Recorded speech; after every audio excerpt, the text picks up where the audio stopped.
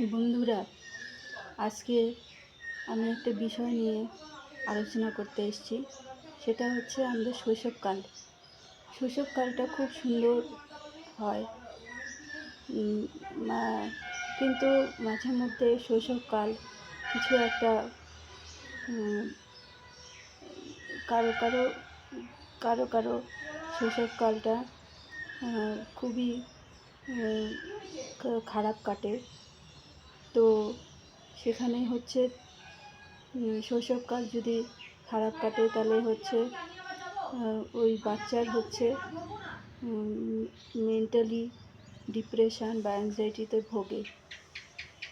তো আমারও শৈশবকাল ভালো কাটেনি, কিন্তু কি কিছু কিছু সময় গেছে,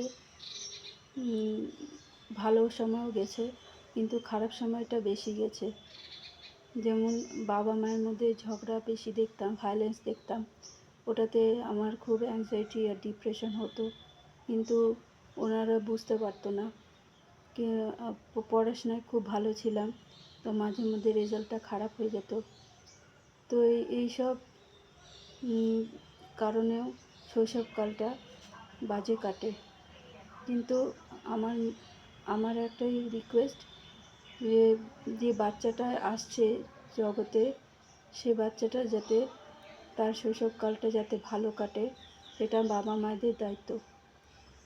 কীভাবে তারা হচ্ছে তাকে হচ্ছে কীভাবে মানুষ করবে, যাতে ওর হচ্ছে শৈশবকালটা যাতে কোনোভাবে